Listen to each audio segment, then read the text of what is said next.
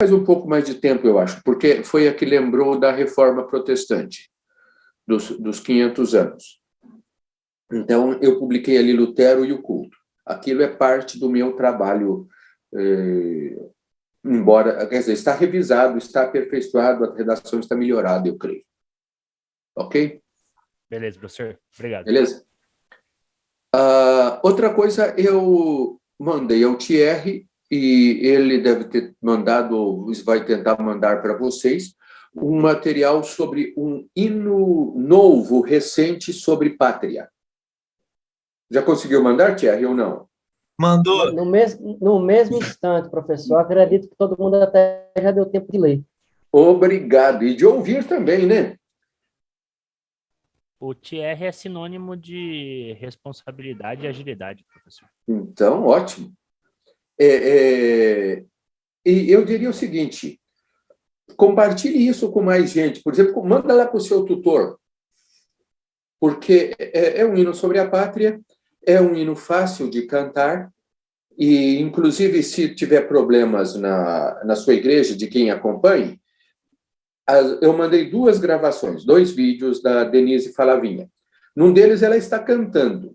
Como é uma gravação amadora, a voz dela não fica muito nítida, mas dá para acompanhar e olhar pela letra. E o outro é só ela tocando.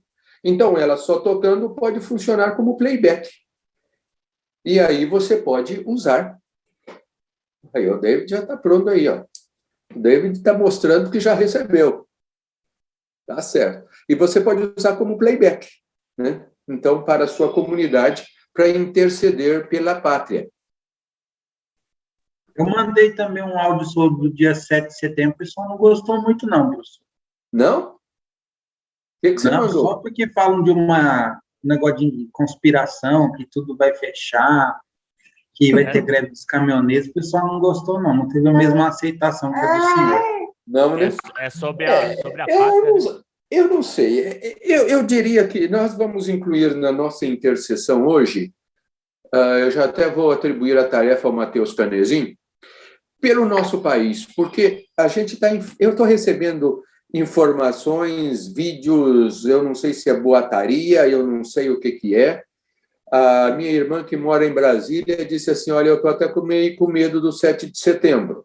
Ela está lá em Brasília, está em Taguatinga. A gente não sabe realmente o que vai acontecer, o que está fervendo nesse país. Tem muita coisa fervendo, muita coisa que a gente não conhece, muita boataria, muita tensão. Então, é questão mesmo de interceder pelo nosso Brasil, não só agora no 7 de setembro, não só agora cantando os hinos que eu estou compartilhando com vocês, mas sempre, né? Tá? Um outro comentário agora que já está chegando todo o pessoal aí, é que eu vou fazer esta aula vamos fazer só um bloco, o que der para fazer, faremos, porque o professor está em casa, inclusive, porque não passou bem. Ontem à noite eu comi alguma coisa que me atrapalhou o estômago, então eu estou mais de molho aqui em casa, nem quis arriscar em dirigir o carro e ir até o seminário. De modo que vamos ter só um bloco e o assunto ainda será exposto, analisado nas próximas aulas também. Algum outro pedido de oração? Temos algum outro assunto para colocar na nossa intercessão? Não? Reverendo, eu cheguei um pouco tarde, não sei se o Guilherme já falou como é que ele está aí. Eu ia falar agora, Luizão. Ia pedir oração. Então, Guilherme, o que foi? Você machucou o pé, foi isso? Jogando bola aí no seminário, eu rompi o tendão de Aquiles. Vixe. Aí eu vou precisar fazer uma cirurgia dia 13 de setembro. Estou, por enquanto, imobilizado em casa, mas dia 13 eu faço a cirurgia. Graças a Deus pelo plano de saúde, né? Sim, desde o primeiro instante, eu já louvei a Deus, porque, do contrário, sei lá quando eu ia fazer essa cirurgia. O Cleverson também está pedindo oração. Está com dores de cabeça e não é óculos, então aí tem que verificar o que é isso, né? Dores de cabeça podem ser muitas coisas, e aí, então vamos orar por ele também. Eu também gostaria de pedir, professor, por minha saúde. Tenho feito alguns exames aqui pelo plano em Campinas e, como eu brinquei com o grupo do culto lá, né, quem procura acha, né? E aí eu encontrei que eu tenho problemas de gordura no fígado, rinite crônica, sinusite crônica, desvio do septo nasal. Isso já me atrapalha a dormir e as dores na coluna por causa de uma entesopatia inflamatória, né, uma inflamação na lombar, também são terríveis. Eu não consigo ficar muito tempo sentado, dói. Então, que os irmãos estejam orando aí por minha saúde. Ih, Misael, vamos amarrar você ao seu professor. Eu tenho Por que eu uso os bonezinhos? Você acha que é por charme? Não. Quer dizer, agora eu faço bonezinho de cores diferentes e tudo para ficar charme, né? Mas se eu tomar vento frio aqui na testa, a minha sinusite diz: olá, cheguei. E não, eu só tenho uma pequena rinite. E vou tocando a vida. Minha é terrível demais. Cada uma hora nós encontramos pessoalmente e vamos... Ô, Gel, liga o microfone, Gel.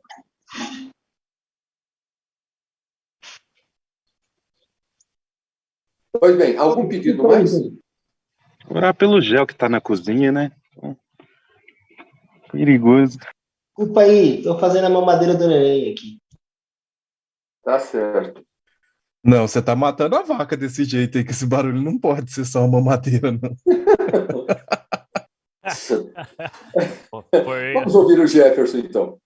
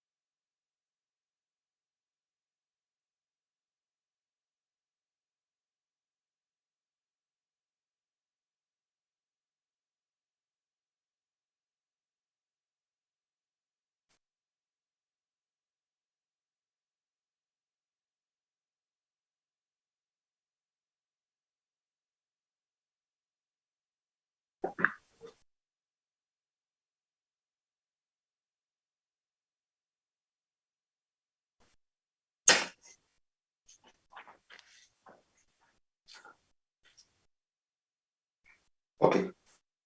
Mateus, você ora, então? Tudo, Oro sim. por favor. Bom dia, queridos. Vamos orar então. Senhor Deus, nós queremos, Pai, louvar o Senhor e te adorar, Pai, porque o Senhor é um Deus de bondade, um Deus de graça, um Deus de misericórdia, um Deus que tem nos sustentado, tem cuidado das nossas vidas, ó Pai. Nós te louvamos, Senhor, mais uma vez pela salvação em Cristo Jesus. Se podemos falar contigo, Deus, se recebemos e experimentamos a tua graça, a tua misericórdia, se temos união entre irmãos, é pelo sangue de Cristo derramado naquela cruz, Pai. Nós te louvamos por isso, Senhor. Queremos, Deus, agradecer ao Senhor por mais um dia de vida. Queremos, Deus, te agradecer por esse momento de aula que nós temos, pela oportunidade de estudarmos, Pai, a tua palavra e nos dedicarmos para que futuramente, e alguns já têm feito isso, pastorearmos, Deus, aquele povo que o Senhor tem separado para nós, ó Pai. Queremos, Deus, colocar diante do Senhor alguns pedidos aqui, Pai. Nos lembramos da nossa nação, estamos nos aproximando do dia em que temos festividades por conta da nossa nação, Deus, e pedimos que o Senhor esteja cuidando de cada um de nós, cuidando do povo brasileiro, Deus, cuidando da nossa política também, que já há muito tempo tem passado por dificuldades, Deus, e nós pedimos que o Senhor nos livre, Pai, dos males da polarização, dos males ditatoriais, Deus, de tantas outras questões, como questões econômicas que nós temos sofrido tanto, Pai. Cuida de nós, Deus. As coisas têm ficado mais caras, as verbas muitas vezes têm diminuído, como o Jefferson colocou, Deus. Pedimos que o Senhor esteja nos sustentando, Pai. Sustentando principalmente aqueles que têm passado por dificuldades nesses últimos tempos, Senhor.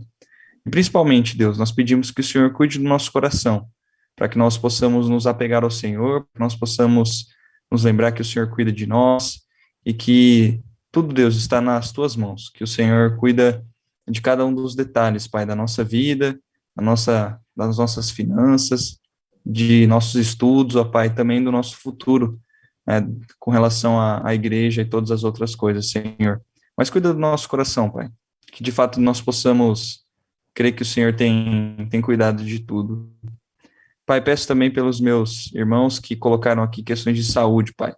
Lembramos do Gui, do Misael, também do Cleverson, Deus, que colocaram aí suas dificuldades relacionadas à saúde, Pai. Que o Senhor esteja agindo sobre a vida deles, Pai, tanto para a recuperação, quanto também para aqueles que ainda não descobriram quais são suas dificuldades, Pai. Nós pedimos que o Senhor venha com a tua mão de cura, trabalhando sobre a vida deles, Pai. Nós pedimos que o teu poder, o teu Espírito Santo esteja de fato atuando sobre os seus corpos, Deus, e que eles possam melhorar, Pai, com a tua graça, Senhor.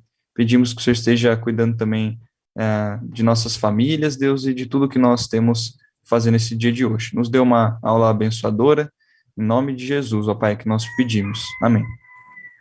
Amém. Eu estou certo em ter ouvido um galo cantando? É aqui no. Opa, ouviu sim, reverendo.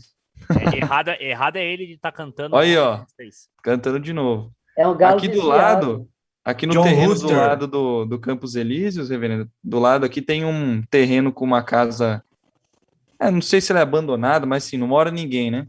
E aí o vizinho colocou umas galinhas lá para cuidar do terreno, né? Para não ter escorpião, essas coisas assim, e tem bastante, viu? Vamos botar em prática aquela cantiga lá de um cantor do passado, eu não vou mais trabalhar, só vou criar galinha. Bem, irmãos, nós temos hoje o terceiro capítulo para iniciar. O terceiro capítulo, eu digo que ele é a joia da coroa, porque nele nós estaremos olhando sobre o sentido do culto, o sentido da adoração. Então, vamos começar perguntando para alguém aí, quem que se manifesta aí, qual é a pergunta inicial do nosso catecismo maior? Essa aí até a Helena já sabe, né? Então, vai lá, Tia. Então, vamos ver se você sabe bem. É a única que a gente sabe, na verdade, né? Qual é o fim supremo e principal do homem, né? A dois ninguém lembra. Vai lá, Tia. Servir a Deus e glorificá-lo para sempre. Eu acho que você confundiu um pouquinho as palavras aí. É o contrário, né? Ele não sabe tão bem assim não, viu? É glorificar. Não é todo mundo que sabe não, parece. E olha que é a única que sabe, hein? É porque eu parafraseei a pergunta, né? Se você A olhar filha o dele sentido sabe, mas ele já de esqueceu. glorificar, é servir. Ele atualizou. Então, eu atualizei. Ele tá né? falando Confissão século XXI. Linguagem não binária. Ele vai enviar uma emenda para o presbitério aí, para o Concílio. Bom, mas o fim principal do homem é glorificar a Deus e gozá-lo, ou se quiser usar uma palavra um pouco mais adequada para a nossa linguagem de hoje, desfrutá-lo para sempre. Né? Não está falando de adoração aqui, não está falando de culto. mas é uma atitude que deve estar presente na nossa vida. Eu destaco aqui que a igreja tem 4 funções. Né?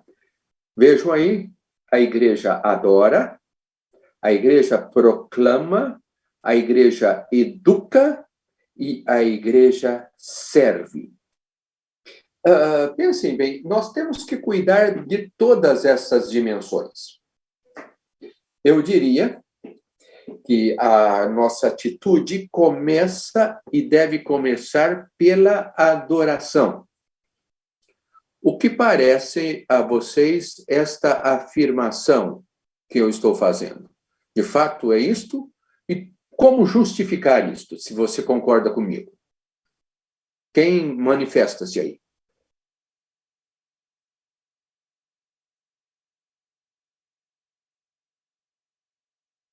Estou vendo o David aqui na minha tela, então vamos perguntar para ele.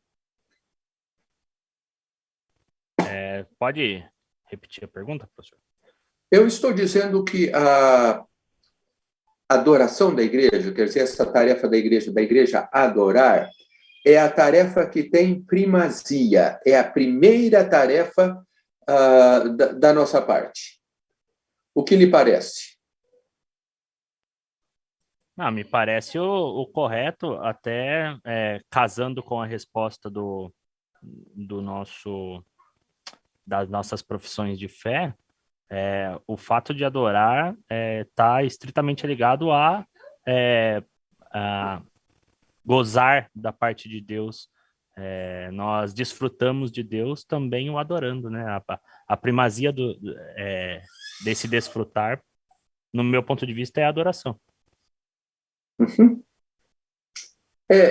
David, se porventura, em alguma determinada situação, eu nomear você como meu procurador para ir, digamos, a governador Valadares me representar em alguma coisa. Antes de você viajar para lá, você precisa fazer o quê? Eu preciso pegar a procuração com o senhor? Tá. E receber de mim as instruções. Sim. Sim. Ou seja, eu tenho que explicar para você tudo o que eu entendo que você deve fazer como meu representante. Não é isso? Sim, sim. Sim. Você é meu procurador, você está indo em meu lugar. E você, portanto, tem que estar ciente e ter clareza de quais são as minhas instruções. Sim, como embaixador também, no caso. Aplique isso, então, à nossa vida cristã. Para podermos viver no mundo como embaixadores de Cristo, nós precisamos nos unir e receber as instruções da parte de Deus, do que Ele deseja. Isso. Hudson, o que você acha disso? Dessa afirmação última que ele fez? É desse contexto todo que nós estamos conversando aqui sobre a primazia da adoração. Ah, sim. Eu acho de fundamental importância, né, para a vida do cristão, essa questão, né? Entender que tudo que ele faz, né, tem que ter a adoração como um foco, né? E sendo ela apontada e direcionada para o nosso Deus, né? É aquela velha frase, não velha frase, né, mas aquele famoso versículo, né, que Paulo diz, né, quer comais, quer bebais, fazei tudo para a glória de Deus, né? Então, eu acho que é isso, né? A adoração ela tem que estar intrínseca na vida do cristão, e para ele adorar a Deus de forma correta, ele precisa saber como, né? E o como a gente acha na própria palavra dele, revelada a nós. Sim. Agora, nós temos testemunhado o surgimento de muitos cânticos de adoração. Agora, nós precisamos dos cânticos de adoração, certamente. Mas será que não estão faltando também alguns cânticos sobre estas outras dimensões? O que lhes parece?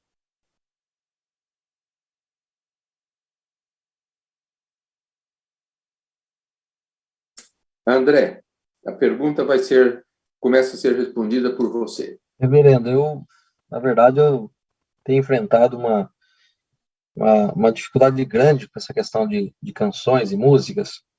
E durante muito tempo eu fui líder de louvor da igreja, né, aqui da minha cidade. Não é a igreja que eu trabalho hoje.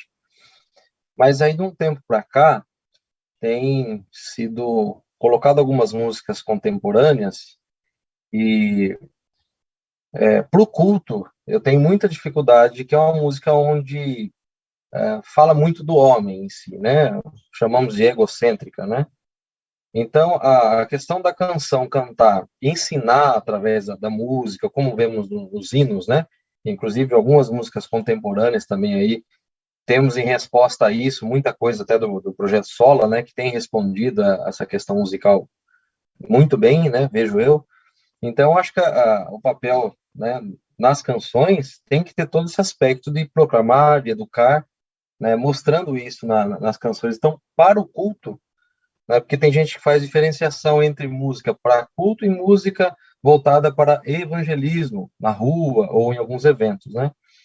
Então, algo que tem me feito pensar muito sobre isso são os cânticos e as letras, né? Acima de tudo aí, nas igrejas que tem que proclamar, né, aquilo que Deus está transmitindo através da sua palavra, né? Não sei se eu comentei alguma coisa que o senhor queria ouvir, mas... André, você está levantando uma questão aí das músicas, e, de fato, eu entendo que existem canções que falam da fé e da experiência religiosa que não são adequadas para o culto, porque elas não são adequadas para representar o sentimento da coletividade e são excessivamente individualistas. Por outro lado, eu percebo, isso vai ser uma discussão que nós vamos mexer com ela no decorrer de todo o nosso curso, que faltam canções que falem de coisas concretas. Por exemplo, este hino que eu passei para vocês sobre a pátria, são muito poucas as canções do pessoal que está aí compondo atualmente que, de fato, fale sobre a pátria e interceda pela pátria. São, como eu já disse a alguém, são muito canções do andar de cima, de louvor a Deus, de olhar para Deus, de louvar a Deus, de bendizer a Deus, Senhor, te adoramos, coisas assim. Mas e o cotidiano? E o dia a dia? Falta aquela poesia. Como? Aquela poesia que contempla a vida, né, pastor? Porque o nosso cotidiano, nós temos coisas muito mais difíceis também de tratar, e não é só adorar a Deus. Então, eu entendo que adoramos a Deus, mas vemos também e cantamos também a repercussão da ação dele no mundo. Se você lê o livro de Salmos, você vê como que os Salmos estão cheios até dessas perplexidades da vida. E falando dos poderosos, por exemplo, que estão governando e fazendo o que querem, isso tudo é parte da vida. E nós temos que ter consciência de tudo isso. Não é? Bom, eu quero destacar o que está logo abaixo, que está falando nós temos definições de culto muito poéticas. Né? Você encontra definições de culto muito bonitas, assim, muito poéticas, mas eu prefiro trabalhar aqui no meu curso com definições mais operacionais.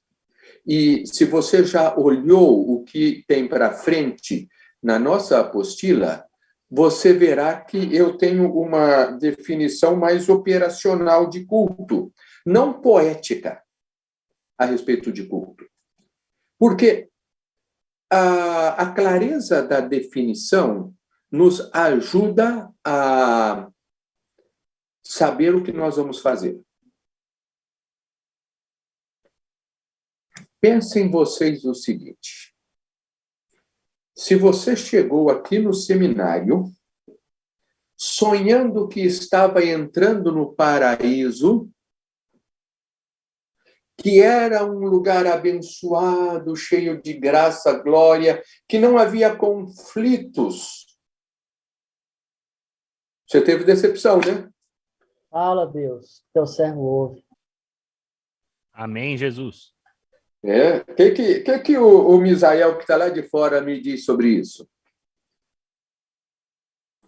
Professor, minha internet está cortando bastante, eu não consegui entender. Eu até tirei aqui a imagem para ver se eu escutava. O senhor pode repetir? Desculpe. Se um seminarista, no primeiro ano, chega aqui sonhando que vai estar num lugar paradisíaco, sem atritos, é uma maravilha de espiritualidade, o que acontece com ele? Ele tem uma grande decepção, né? Primeiro de tudo, se ele fosse morar com o Eduardo, ele acharia peças íntimas jogadas no quarto, o atrito com o colega de classe, o atrito com questões teológicas, o escândalo, porque achar que para cá só veio pessoas santas, quando na verdade você pode até achar pessoas voltando bêbadas para casa, para o seminário, você pode encontrar de tudo, decepção, isso frustra mesmo, viu? Então, veja que você ter uma definição clara de culto, isso ajuda você a entender o culto. Se você está com uma ideia errônea, você vai ter tensões.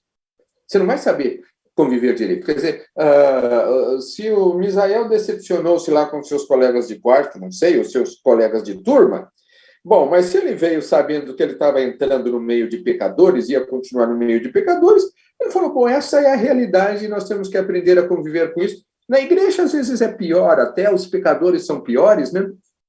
E sei lá. Então, é importante este aspecto de uma definição adequada, que nos balize e nos dê o rumo. Daí a ênfase que eu dou para tudo isso. Eu não sei quanto tempo mais nós temos, Thierry. 7 minutos. 7 minutos? Tá. Então, nós temos aqui alguns comentários sobre as palavras que estão na Bíblia, tanto no hebraico quanto no grego. E o que há em comum entre essas palavras? O Felipe está aí ou não? Felipe não está, né? O Jader está? Também não? Josemar? Vixe! Quem é que está aí com outro nome? Liliane, parece. Oi, reverendo, sou eu, Raul. Hã? É o Raul. Eu esqueci de mudar aqui. Eu nasci. Não, mas o Raul não está matriculado. Não, desculpe, eu estou olhando a folha errada. Eu estou marcando na folha errada, tudo bem. JMC só dá trabalho para a gente, mas a gente já perdoou já, professor. Não, o professor aqui também estava regularizando a chamada e fez confusão. O Marcos está por aí? Não? Bom,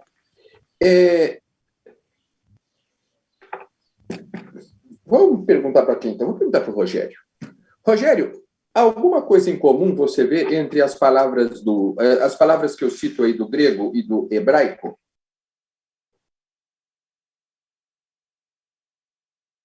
Alguma coisa em gesto físico? 1.2 e 1.3, né, professor? Isso.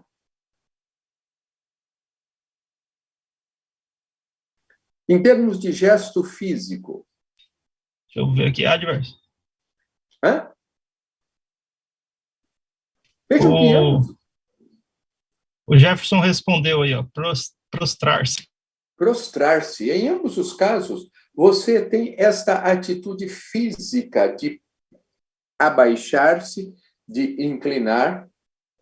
Se algum de vocês já viu algum pedaço da novela que a Globo resolveu soltar aí, parece que dizem que ela está soltando com alfinetadas para o presidente, que é nos tempos do imperador, você vê que a hora de afastar-se das majestades nossas lá, majestades imperiais, há sempre uma mesura que se faz em sinal de respeito.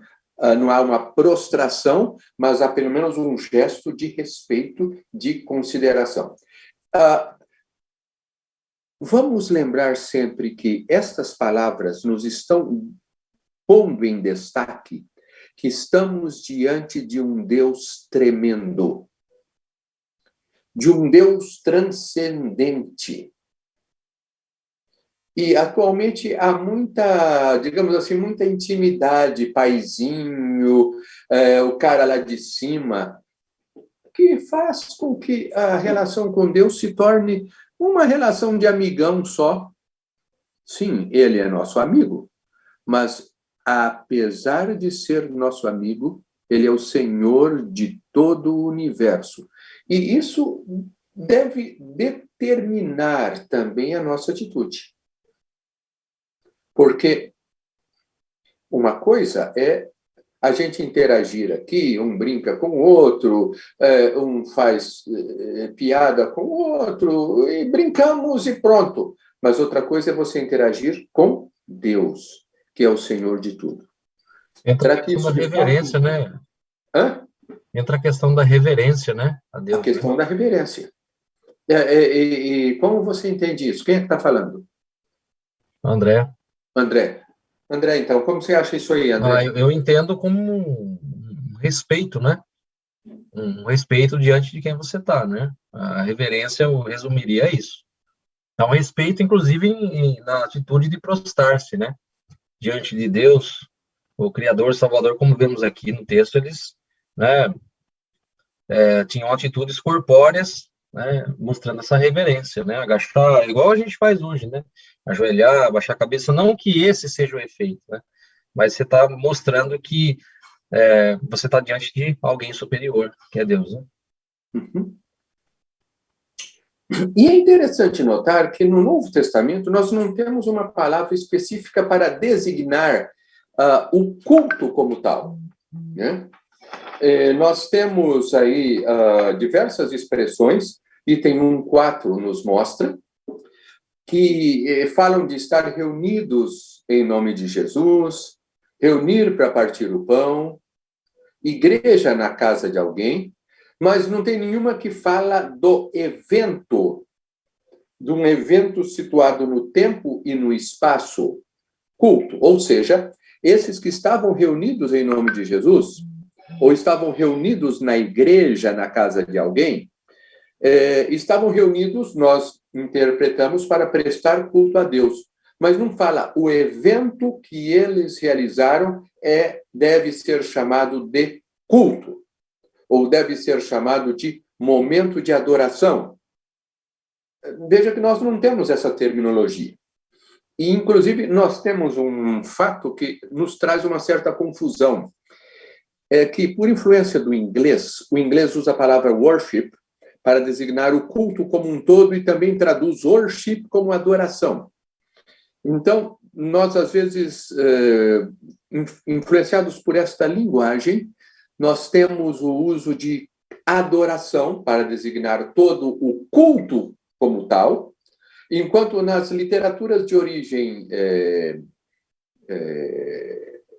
latina, nós temos essa distinção entre culto e adoração. Tá? Então, isso é algo que você deve ter em mente quando você examina material dos gringos. Isso é uma distinção que eles não fazem tão acuado. Na nossa próxima aula, nós vamos, então, pegar aqui esses princípios básicos e vamos olhar um por um e verificar também algumas repercussões ou algumas aplicações decorrentes destes princípios. Eu vou ficar hoje aqui só por causa do problema de saúde e na próxima aula nós retomamos o nosso encontro. Certo? Deus abençoe. Melhoras, viu, reverendo? Deus abençoe. Obrigado, tchau. Melhoras aí, boa turma.